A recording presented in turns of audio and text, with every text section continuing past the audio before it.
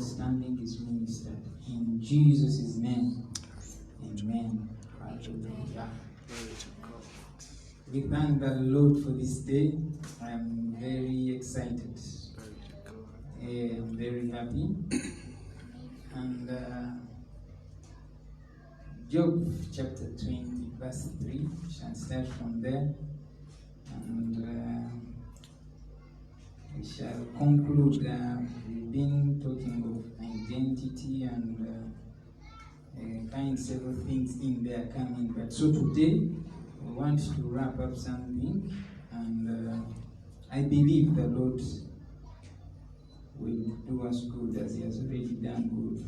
So, verse 3 of Job chapter 20, the Bible says, I have heard the check of my reproach, and the spirit of my understanding causes me to answer. Praise the Lord. Amen. I'll read it again. That I have heard the check of my reproach, and the spirit of my understanding, the Bible says, it causes me to answer. You see, in a man, there is something called the spirit of understanding. When Jesus was walking on the road to Emmaus, the Bible says that he began to speak from Moses, and he expounded on the scriptures. Then they reached the time, and these guys, I think, were not understanding it. The Bible says he opened their understanding for them to comprehend the scriptures. Hallelujah. That Jesus opened their understanding for them to comprehend the scriptures. So today, the Lord is going to do something to somebody. Hallelujah. There is something that must cause you to answer. This thing is called the spirit of your understanding. To the level of how you understand things is to the level you have the nudge inside of you to answer to questions that come towards you. To the level of the depth. You see, the depth of the understanding in you is what gives you the boldness to give some answers. Praise the Lord Jesus Christ. So today we are going to... I am already happy. I am already happy. Tell someone, the spirit of my understanding. The spirit of my it causes me to answer. Causes me to answer. So there is no question you cannot give an answer to. Praise the Lord. Because there is a depth from which your understanding comes from. And so you can answer. Hallelujah. All right. So we were dealing with identity. And earlier on, so we began to talk about who we are in Christ. And today I just want to make a wrap-up of things. In the beginning, when God had this idea, I don't know, for lack of a better word, let's call it an idea. And He said in Genesis chapter 1, verse 26, the Bible says that, Genesis chapter 1, 26, and God said, let us make man in our own image. Genesis 1:26, yes. And God said, thank you, Jesus. Let us make man in our image, after our likeness. And then He said, and let them have dominion over the sea, over the fish of the sea, and the fowl of the air, and over the cattle, and over all the earth. Praise the Lord. Did you see that? And over all the earth, and over every creeping thing that creepeth upon the earth. I feel like I'm speaking thanks with me.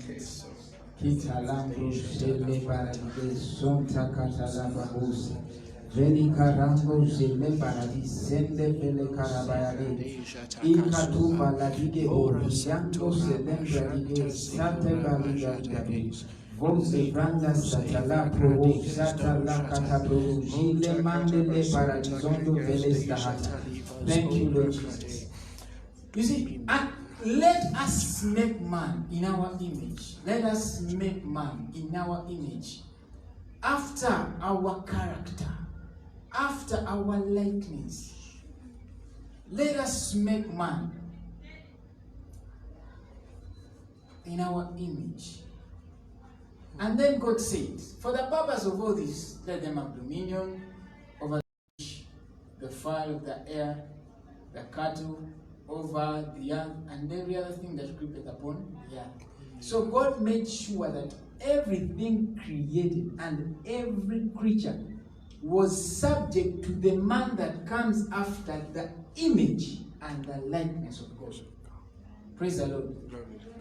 God didn't leave anything in the domain of man. God did not leave out anything in the domain of man that man wouldn't have a dominion over. Praise the Lord. Now, of course, we know now when we go to chapter 2 of Genesis, the Bible says, and God formed man of dust. Yeah? Chapter 2, I think it's around verse 6 or verse, let's start from verse 3, chapter 2. And God blessed the seventh day and sanctified it, because that in it he had rested from all his work which God created and made. Next, says, okay, next time. The next line again. Next line.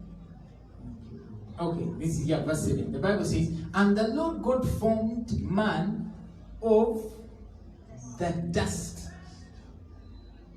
of the ground, and breathed into his nostril the breath of life, and man became a living soul. Now let's first go just a bit systematically. He said, and the Lord God formed man of the dust of the ground.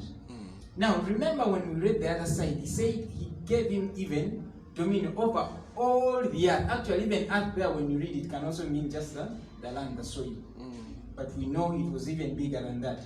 So he says, and of the ground, and then he breathed into his nostrils the breath of life, and man became a living soul. Now, this thing here, Spirit of the Sovereign Lord. Let me just digress a bit and then we come back, eh? Because Job, you see, Job was a very nice. Job 27, verse. Job 27. Thank you, Holy Ghost. Job 27. I wonder, there's a verse that says that, and the Spirit of the Lord is in my nostrils. First start from verse 3. Job 27, verse 3. Yes, it's the one. So, Job 27, verse 3, the Bible says, all the while, my breath is in me, and the Spirit of God. Listen, Satan. This is an Old Testament man saying this. That all the while, my breath is in me. He says, and the Spirit of God is in my nostrils. Can you imagine that a man can say this, that every time I breathe out, I breathe in, it is the Spirit of God. He's in my nostrils. Oh, that's why he says the Spirit of my understanding causes me to answer. The Spirit of God is in my nostrils. Oh, thank you, Lord Jesus. Now let's go back to Genesis chapter 2. It was verse 7. So we know who it is that was breathed into the man's nostrils. And then man became a living soul. So now here we understand that the dust that was formed was the body, right? The outer tent. Because flesh and blood cannot inherit the kingdom of God. So definitely, the man God created in his image and likeness couldn't have been dust of the ground. We see? So we know he was forming the outward tent.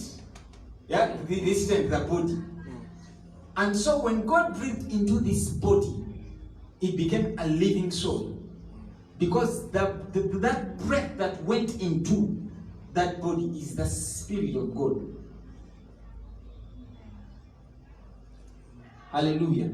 So the Spirit of God gave the structure of dust, gave it life. So it became a living soul. Now we understand this was the Old Testament dealing. So all this while, this man now, God places him in the garden, and of course we know he tells him, of everything, of every tree in the garden you can eat except for the tree of the knowledge of good and evil. Its fruit don't eat. We are going here with something. So we can know that there is man, the spirit. There is man, the soul. And then there is man, the body. Hallelujah. Amen. Remember, we are just winding up with identity. So this is summary, yeah, of everything we know.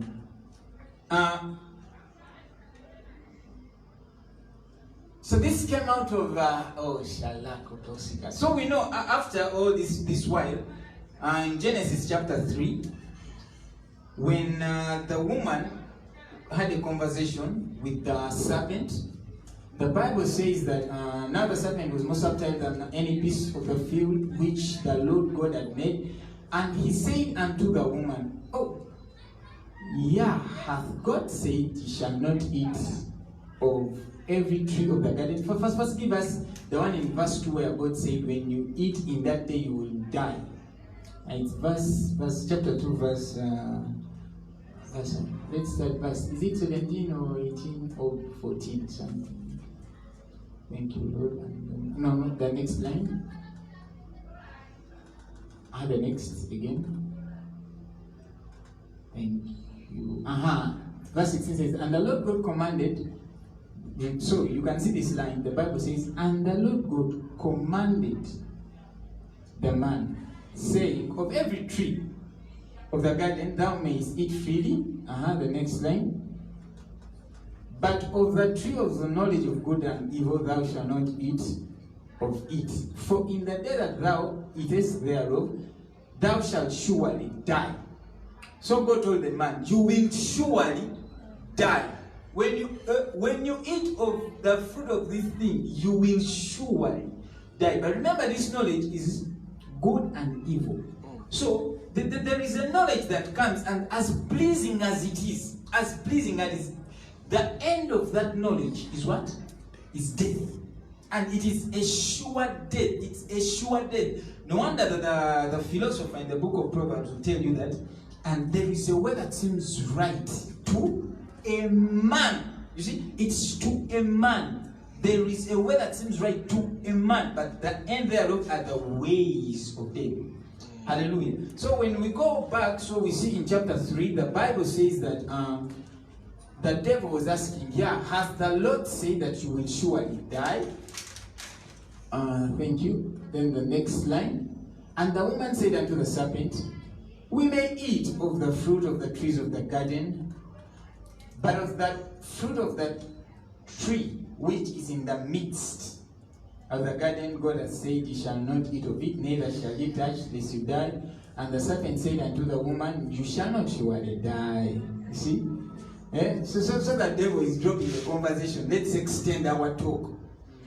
Excuse me. The next line. For God doth know that in the day you eat thereof, then your eyes shall be opened, and ye shall be as gods, knowing good and evil. Now, look at this thing. The devil is telling Eve. You see, it's as if the devil knew what the fruit of this, the fruit of this tree could do to a man. Because the devil is not probably playing with assumptions. He is saying, even God knows, in the day you eat, your eyes shall be opened, and you shall be as gods. You shall be as gods, knowing good and evil. Ask yourself, does God know good and evil? Or do gods know good and evil? Next line.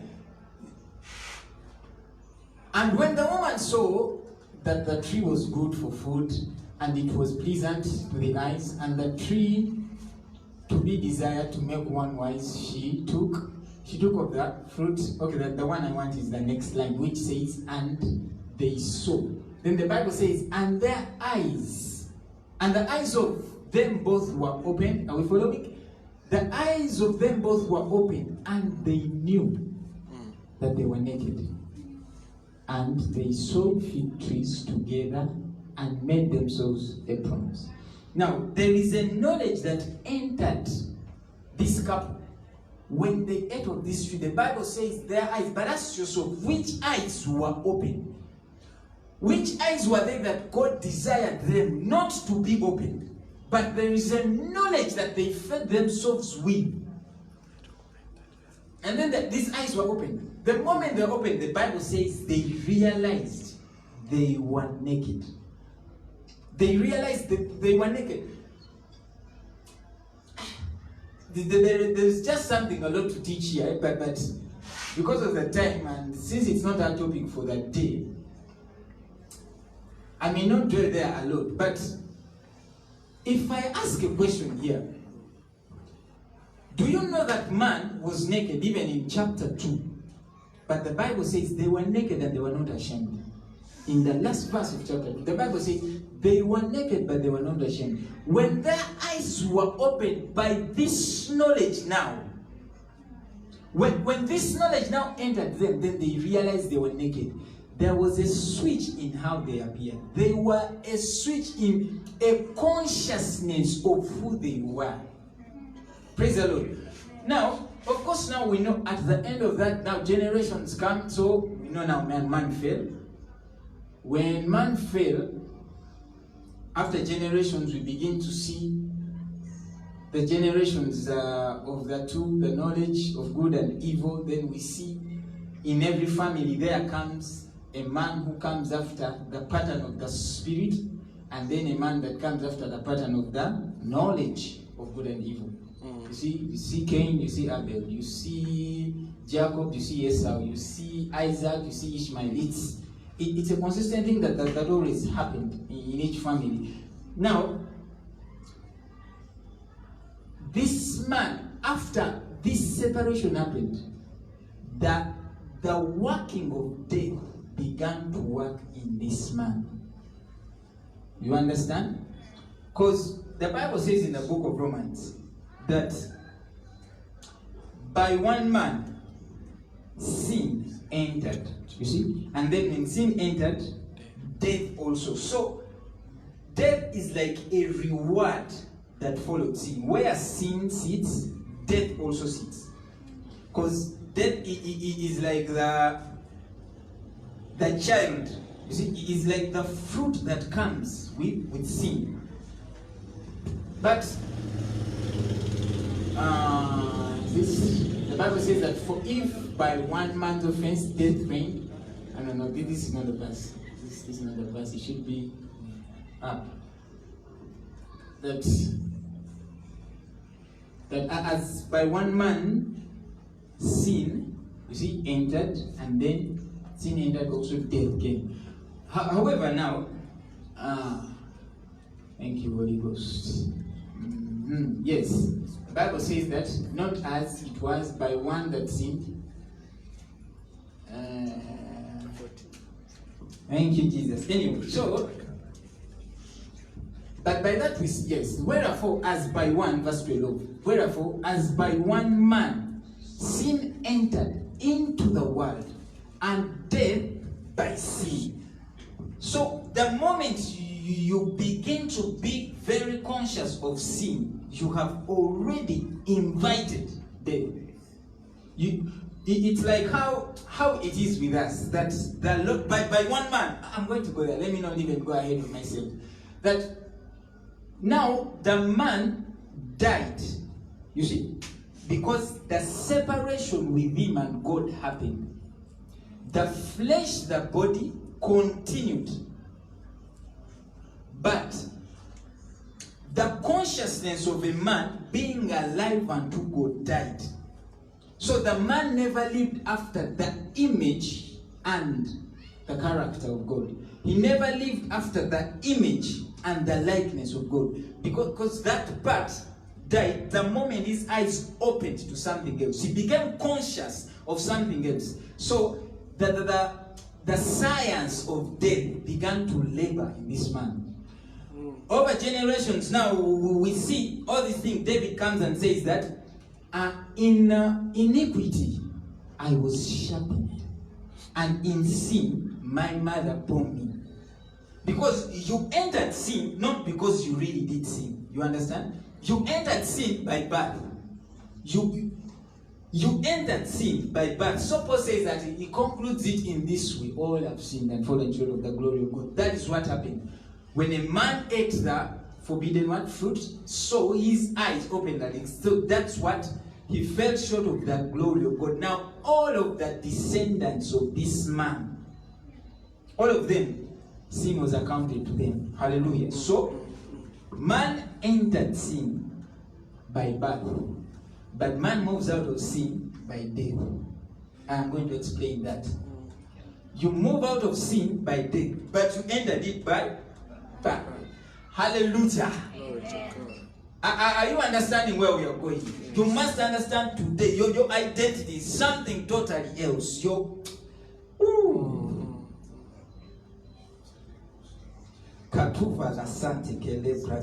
That's why we say this is the spirit of my understanding. That's what causes me to answer. You see, when you examine a certain reproach in families, there must be a spirit of your understanding that causes you to give an answer to these things. When you understand this that we are talking about today, your identity.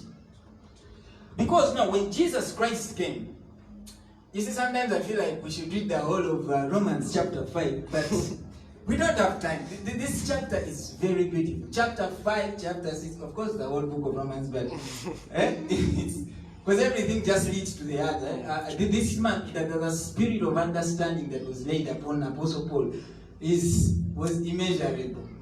Because when you begin from verse 1 to the end, you just see everything leads to the other, everything. It's very beautiful. Okay, so can I start from the last verse of chapter 4? The Bible says, who was delivered for our offenses and was raised again for our justification. Holy Spirit.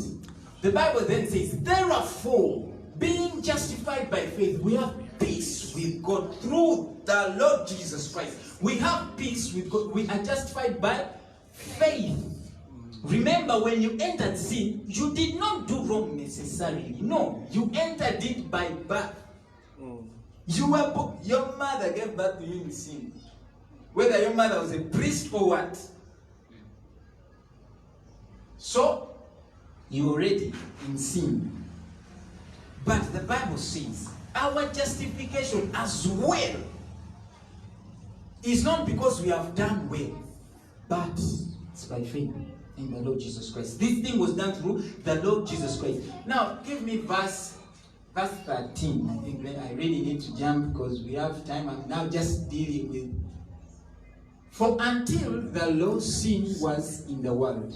But sin is not imputed where there is no law. Of course, now that one also has a lot to explain. The Bible says, nevertheless, death reigned from Adam to Moses, even over them that had not sinned after the similitude.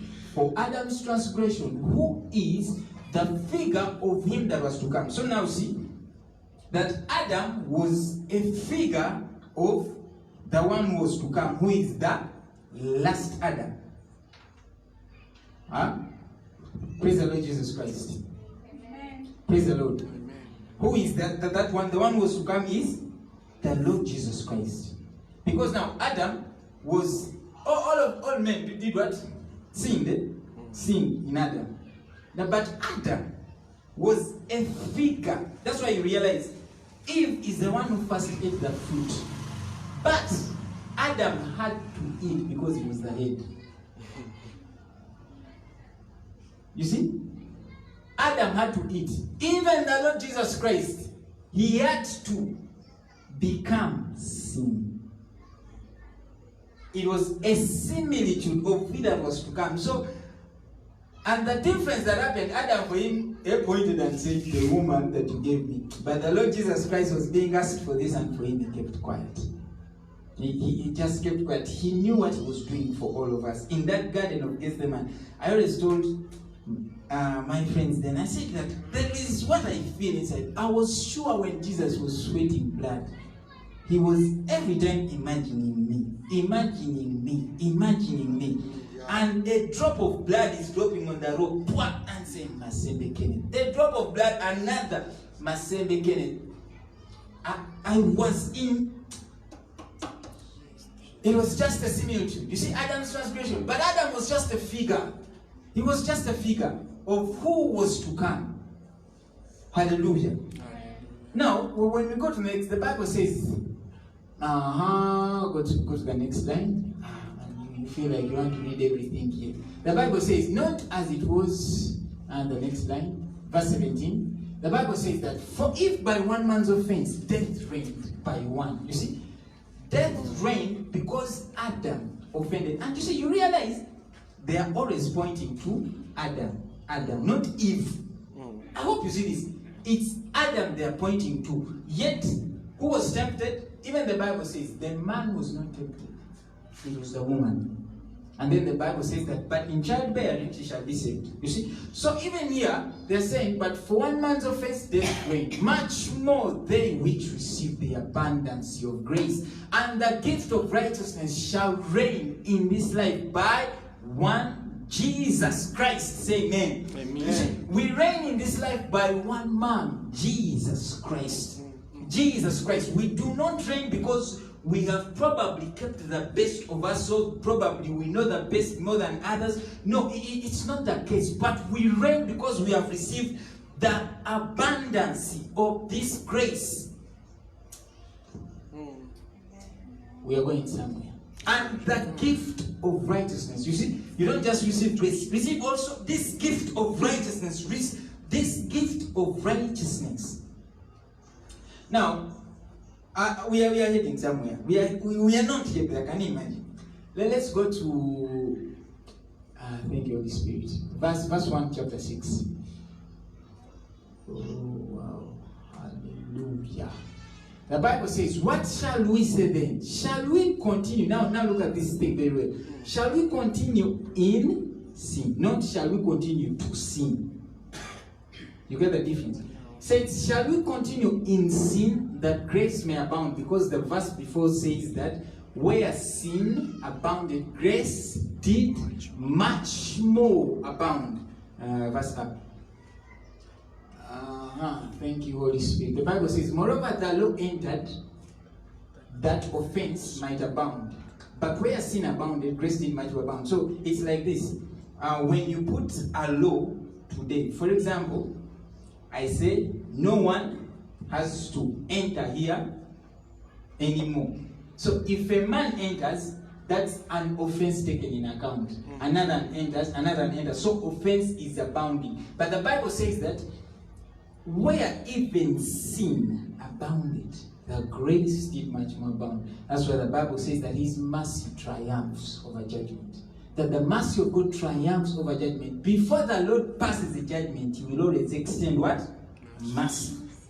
So, Paul says now in chapter 6 that, shall we continue in sin that grace may abound? Because having known that still if sin abounded, grace did much more abound. So sin is like a stimulus for grace.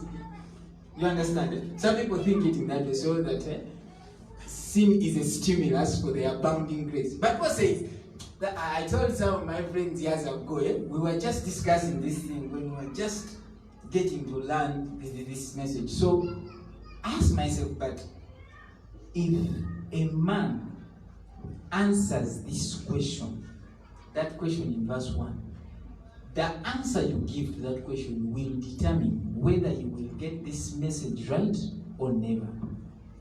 Because you see, some people interpret it to think it's continuing to sin, and others, if the answer you come out, you see, it's a personal answer that comes out. So now, look at what Paul says. Paul gives us an answer and says, God forbid, how shall we that are dead, you see, to sin, live any longer therein? You were born in it. How do you come out of it? Dead. When a man is dead to sin, you no longer live therein. You no longer live therein, no matter what appears to show up anywhere. You no longer live therein. This is the gospel. So Paul says, God forbid, God forbid, we are dead to sin. How did we get to die to sin? Let me explain this. The Lord Jesus Christ, when he died for us, of course, some of you, as you know, we shall not go through all scriptures, but Isaiah 53 will tell you he was laid what for our transgression, bruised for our iniquity, the chastisement of our peace, all these things. Now, so we know the Lord Jesus Christ, as we read, that he was delivered for our offenses and raised for our justification. So he had to overcome these things. He had to overcome the grave. He had to overcome death. He had to overcome Hades. And he had to overcome also what? Satan. I hope you are following. Because now, we know that Satan, according to Hebrews chapter 2, I think verse 13. Let's just read that verse. So that one we enter into now the conclusion of identity. The Bible says again, I will put my trust in him, and again, behold, I and the children which God has given me. Next line says that, for as much as then the children are partakers, you see, of flesh and blood, he also likewise took part of the same, that through death he might destroy him that had the power of death, which is the devil. So Jesus Christ had to destroy this death. Can you imagine? The Bible says destroy. He destroyed the devil because he had power of death. So Jesus overcame the devil, he overcame death, he overcame the grave, he overcame Hades. Because the way you see your body here has the capacity to keep you here because you're in it. That's why there are some spirits that are just trapped in bodies. Do you understand? There are spirits that are just trapped in bodies. So you keep them, you confine them on this realm. As long as that spirit never leaves that body, it can't leave the domain of the earth. So it's the same thing, that Hades is a place where spirits are kept. They used to be kept. So Jesus also had to overcome that power. Right, you understand? So that at his resurrection now, he was raised for our justification. Now, your identity changes from the sinner that sinned in Adam. It becomes the righteousness of God in Christ Jesus. Hallelujah. That's why that our life is the life of it's the overcoming life. Paul says, I think I will just end with chapter 6 of Romans, because there's just a lot, and you know, saints have to be equipped. So, saints have to be equipped. God forbid, how shall we, next line? Know ye not that so many of us, as were baptized into Jesus Christ, were baptized into his death. Therefore, we are buried with him by baptism into death, that like Christ was raised up from the dead by the glory of the Father, even so we also should walk in the newness of life. He was raised. You see, he was raised from the dead by the glory of the Father. This is the Spirit of the Lord. When you read actually other verses, okay, he was raised by the Spirit of the Lord. So then, even so, we also should walk in the newness of life. Next line. For if we have been planted together in the likeness of his death, we shall also be in the likeness of his. Verse 7 says, for he that is dead is free from sin. Now this is where you say, I am dead. I am dead.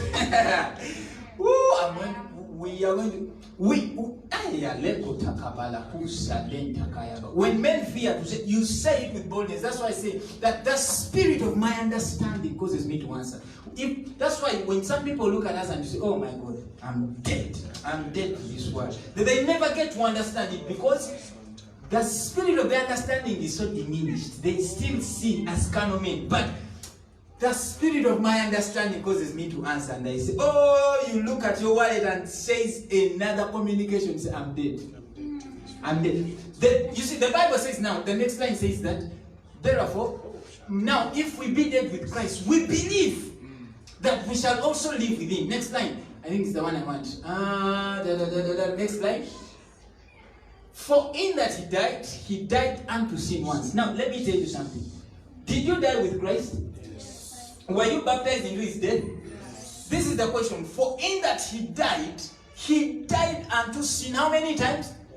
How many times? Maluko Prakata. Who are you now? You are the righteousness of God in Christ. You no longer that sinner they used to know. Because in that he died to sin, he died once. You died to sin once when you died in Christ. You see? And he that is dead is freed from sin. You are freed. You are freed from that Adamic nature. You are freed from that nature. You are freed from the nature of limitation. The Bible says he liveth unto God. The next line says, likewise reckon ye also your souls to be dead indeed. You see? Because now, what tells you you're already dead? You get what I'm saying? Because it's a truth. You know? You are dead and you sin. But now, this one is you must do this. Reckon. Let me speak it. Reckon. I want to emphasize that reckon. Take into account. Amen. You see? Because God didn't ask you to do what you cannot do. God knows you can reckon. Because if he said, for example, if we can tell one man of God say, how do these guys that paint, how do they call them? The artists. You see, how do they do it? They still look at you, but they can't paint you as who you are. At least something somewhere will go wrong. You see, now, God didn't ask you to paint the picture of your new identity. That's not what he asked you. He only told you, take into account. Because this one, you can do it very well. If your account has 1 million shillings, or 5 million shillings, 1 million, whatever, do you need to first go back to school to say my account has this amount of money? No, because you can easily take into account. It's an easy thing. It's just a copy paste. It's here and here. My phone is ringing. You're taking into account that you are dead indeed unto sin. This one, that indeed is your personal deliberate conviction to keep doing this thing. You see, because the truth was already established when you died in Christ. The Bible says, but alive unto God. Now, some people also simply stop in the place where they record they are dead. They record they are dead. They record that. You do not stop at being dead. Praise the Lord. You do not stop at only being dead unto sin. You must also reckon yourself alive unto God. That the manifestation of the life of God is sin. Praise the Lord Jesus Christ. You are dead indeed unto sin. You are dead indeed unto sin. You recall yourself. You see something trying to grow up in you. You say, I am dead to anger. I am dead to that. You recall yourself. When you keep looking at this thing, one man of God told me something while I was still in school, and you're there dealing with some things today. Charismatic shows up, and then you pray. Somehow the Lord, by mercies, you go through it. And then something else happens another time. He told me, let me tell you a secret. Never allow when a thought comes in it, that's a seed that has come. Uproot it immediately. Never give it any other chance to grow. Because the more you give it, it's like a tear. And they know how to multiply very quickly. Some people allow these thoughts to accumulate until they have eaten too much of their time. Too much of their time. Oh, praise the Lord Jesus Christ. So that reckon yourself dead unto sin. Indeed dead unto sin. Let me emphasize it. Reckon yourself indeed dead unto sin. Praise the Lord. You just see a certain habit trying by a thought. How does alcohol taste? Immediately, you reckon yourself dead unto it. You reckon yourself what? Let me say, you reckon yourself dead unto it. Because indeed, you're dead unto sin. Now, the Bible says, but alive unto God through Jesus Christ. Now, this is where you begin to reign by righteousness over that very sin. Praise the Lord. Because it's the life of God. It's the life of God that is now in you, that is working in you. It's the vital thing. That thing, it's the breath that you have in your nostrils. Hallelujah. So Colossians chapter 3, Oh, I know we know this chapter. Let's read it. If ye then be risen with Christ, how many are risen with Christ? And we are seated where he is. The Bible says, seek those things which are above, where Christ is seated, on the right hand of God. Next line. He says, set your affection on things above. Oh, yeah. I know you love that things, but let your affection be where? On things above. That things one time can still crash, but there is something that cannot end. There is an eternal life. It's a knowledge of God that is on the inside of us. Set your affection on these things above, not on the things on the earth. Why? Because things of the earth are temporal. The Bible says, for you are what? For ye are dead, and your life is hid with Christ in God. So who has your life? Christ has your life in God. Christ has your life in God. Oh, le parakoshi katalamando jele prosimande le kitalabaya. Oh, la baro. So the Bible says, when Christ, who is our life, shall appear, then shall ye also appear with him in glory. Barakos. So who is your life? Did we read that verse? So who is your life? Christ is your life. Christ is your life. Oh, the same Christ has made unto us wisdom. He has been made unto us righteousness. Yeah. So your life begins to be defined by that. Christ is my life. Oh, one time I was told of a story of a woman. She lost her husband. And then the Bible and the woman used to come to the man of God to pray for her. That the man comes in his dreams, in her dreams, and tells her, this one is for eternity. Like their relationship is for eternity. And then the man of God told her, you just never reckoned his death. You didn't reckon him dead. That's why he keeps coming to your dreams to tell you that this relationship is eternal. Do you get what I'm saying? So when the woman was told to reckon that the man died, the man never appeared again in his dreams. Dude, now, can you begin? Let me give a minute and reckon something's dead. Oh, we are dead to the limitations of this economy. We are dead to the limitations of this life. We are dead to the limitations of human wisdom. We are dead. We are dead. We are dead to the patterns in certain families. We are dead to the patterns that have lived long in generations. No. We are the righteousness of God in Christ Jesus. 2 Corinthians chapter number 5. Let's start from 17. Therefore, if any man be in Christ, he is a new creature.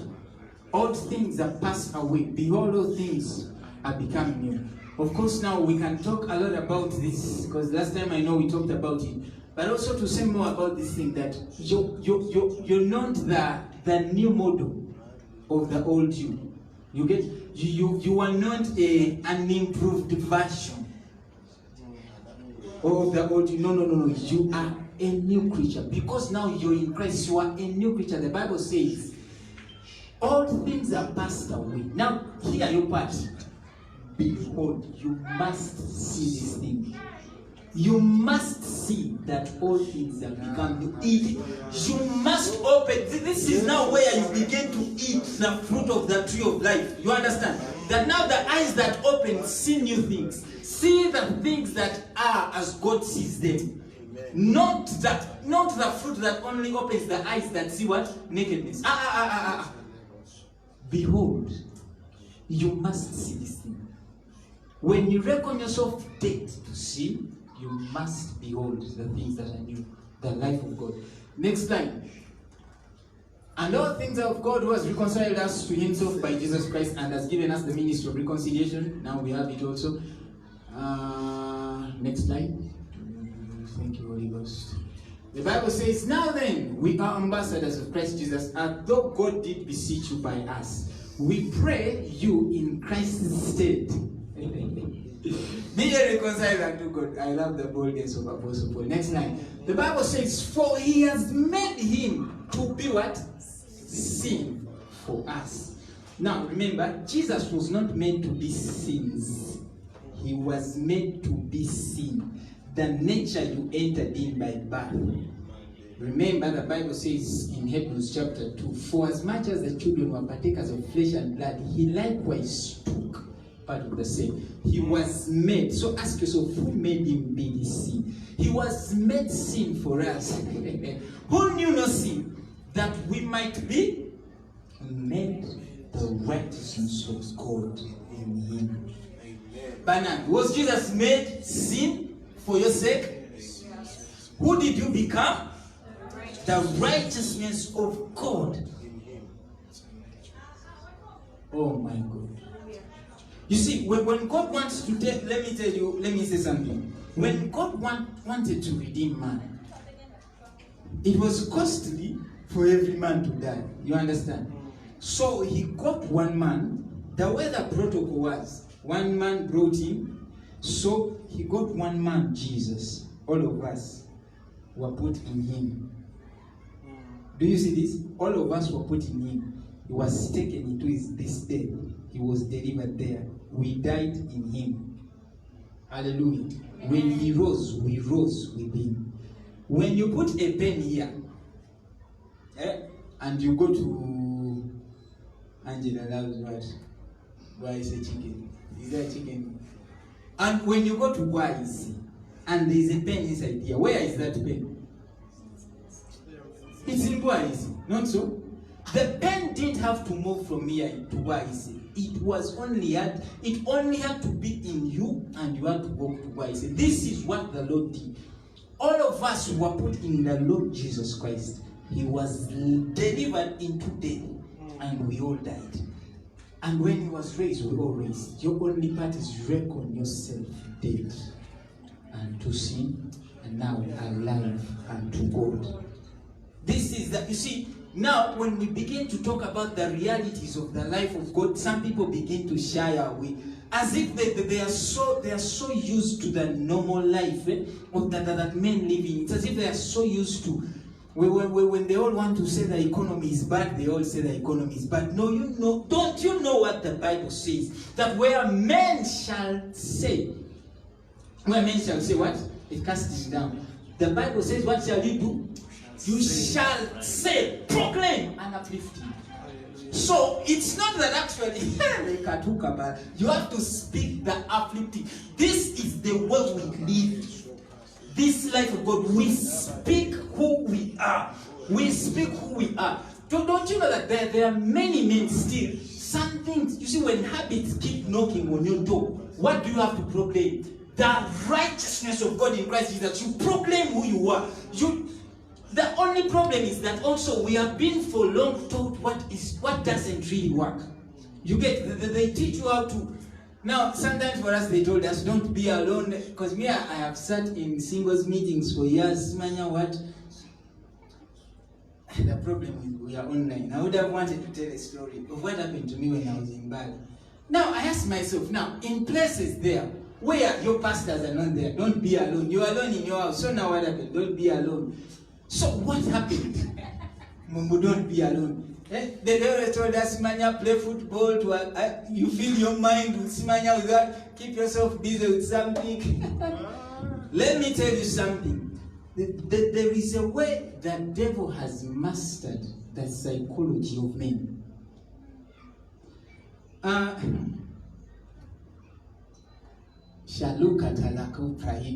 want to tell you this story, but I wish in the name of Jesus. Now, I was in Balan.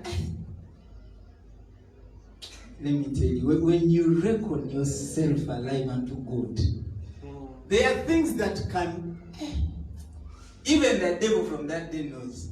He can never try any other trick anymore. I think I shared with him the story before. But because you see now, those times, I tell you, your pastor is not there, Asmania, you what? Be close to your pastor, have friends around, what? Those things don't work. When habits begin to knock, what do? Proclaim your identity. You proclaim it. You see, when poverty knocks on your door, how many of you begin calling your parents?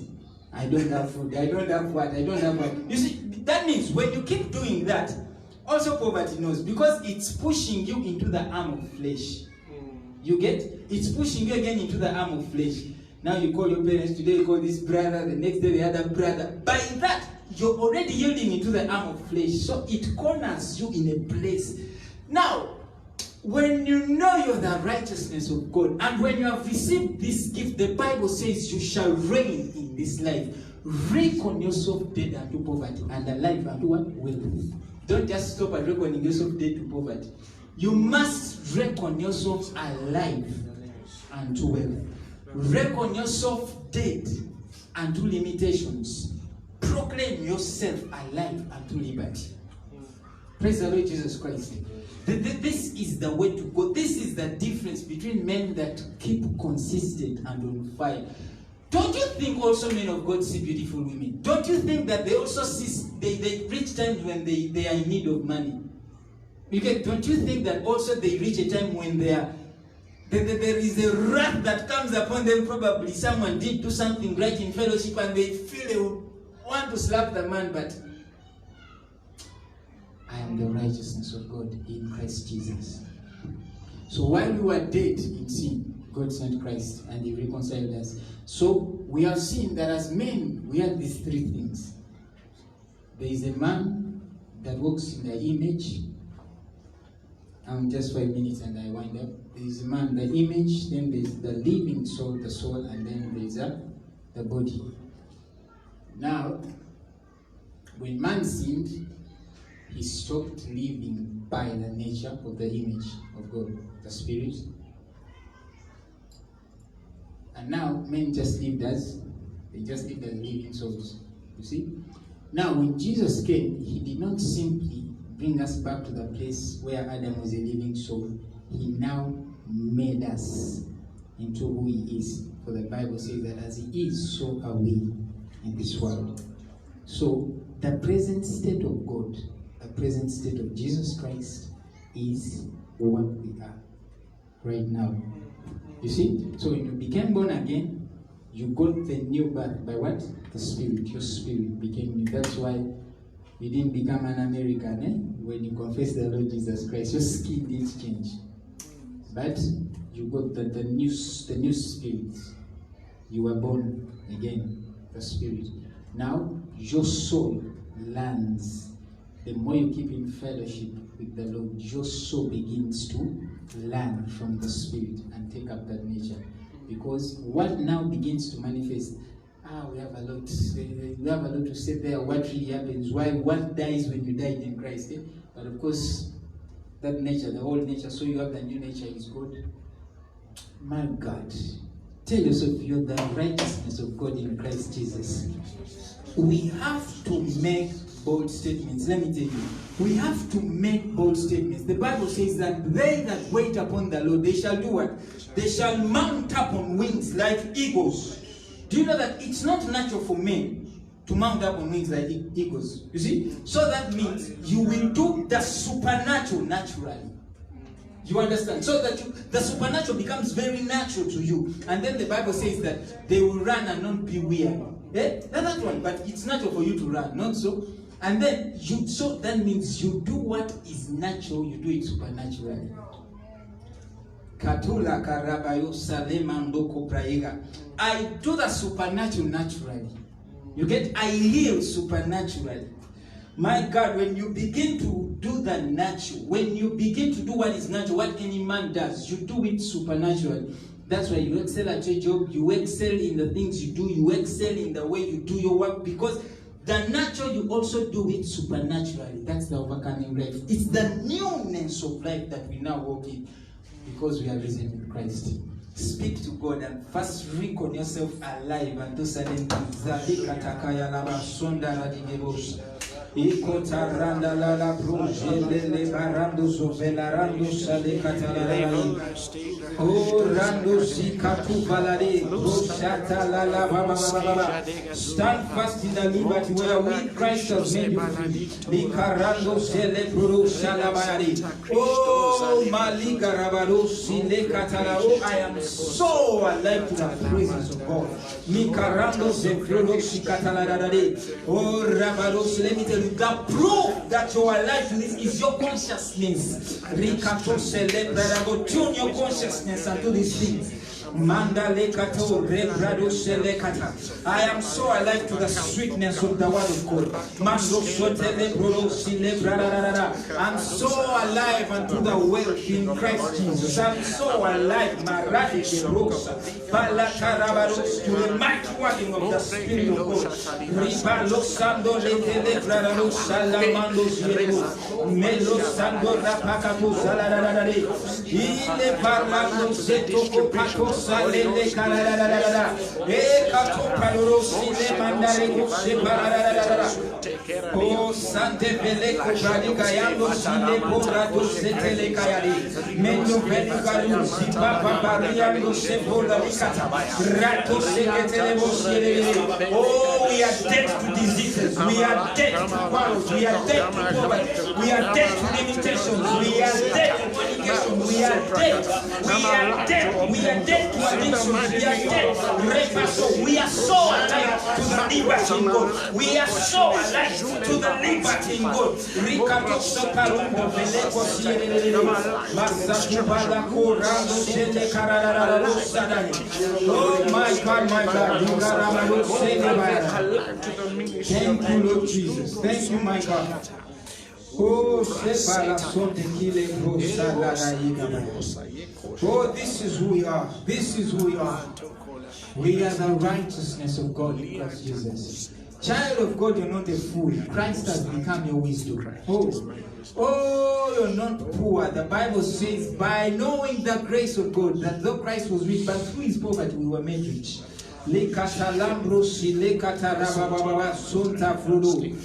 It doesn't matter what appears physically. Reckon yourself alive unto that which your identity is. Reckon yourself alive unto God. It does not matter what appears. God, we thank you. We thank you that by this we reign in life. In the name of Jesus Christ.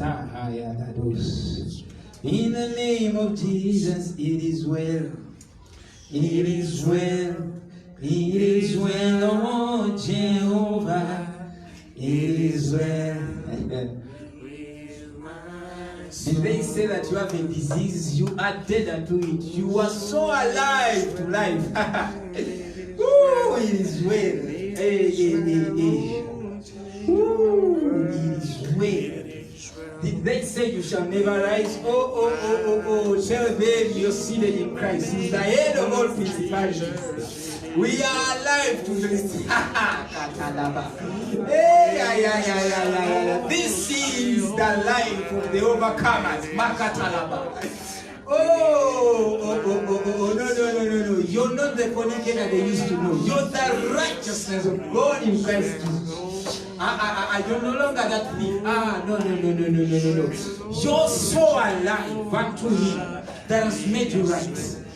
Oh, and if you're there and you want to receive this Jesus, there's no better time than this. Thank you, Jesus. Just say that, Lord Jesus, I receive you in my life. I confess that you're the Lord and Savior of my life.